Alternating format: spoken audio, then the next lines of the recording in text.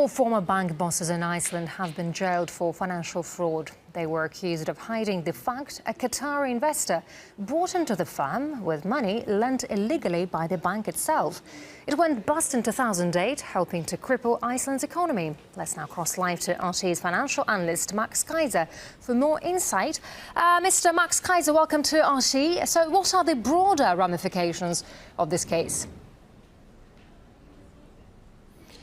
Well, I think you have to understand that in this crime that was committed in Iceland with the participation of the government in Qatar, you have a classic Ponzi scheme where the bank was lending money to Qatar and Qatar was buying shares in banks like Kaupthing Bank in Iceland to artificially inflate the price of the stock of the bank, and then they would use that artificially high bank stock price to make loans, to make acquisitions, and then when the bubble burst, it all came down. And of course, there was a crime committed, and the Icelandic government is now prosecuting for that financial fraud. But what's interesting is that if you look at what's happening in the UK right now at HSBC, Barclays, Lloyds, or Royal Bank of Scotland in particular, they're participating in exactly the same fraud with the help and participation of the Bank of England. It's a program called quantitative easing, where the central bank loans the commercial banks to buy stock or bonds, in this case, in the central bank. So they are doing the exact same thing that in Iceland is a crime.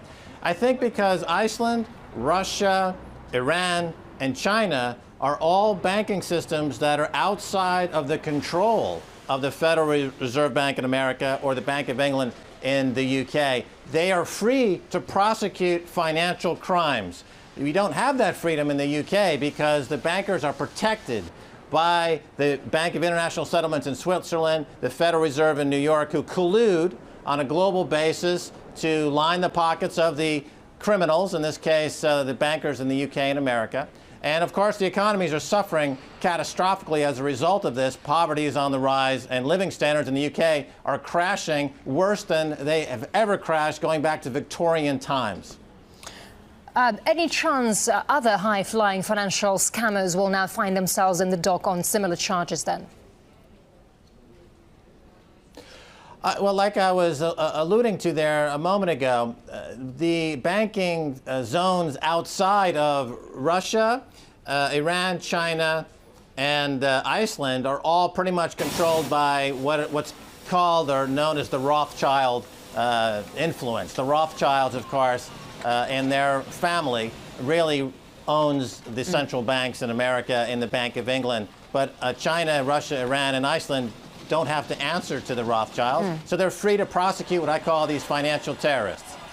To what extent should governments control institutions, financial institutions and their deals then?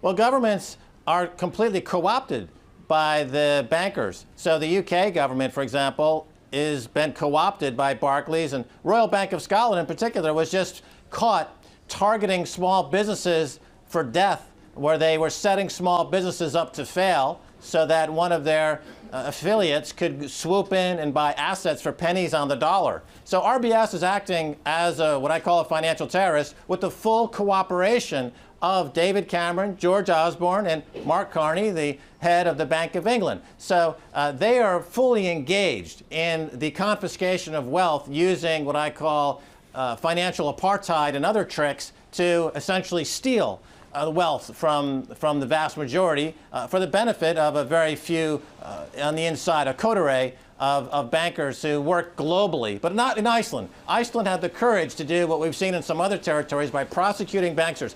In Vietnam recently, a banker caught committing financial crimes was executed. Now, there needs to be a deterrent against financial fraud of this magnitude. Capital punishment seems maybe to be a good idea if it will deter bankers from committing acts of financial terrorism. In America, capital punishment is legal. I say use it to go after the really bad guys, the people on Wall Street, the people at the central bank. Stop killing poor black kids in Texas because you don't like the way they look under capital punishment laws, and go after the white guys on Wall Street who are committing genuine acts of financial terrorism. They've got capital punishment. Use it. Use it to better society, not just kill poor kids down south. All right, we got your point, Max. Max Kaiser, financial analyst and host of the Kaiser Report. Many thanks indeed. We appreciate it.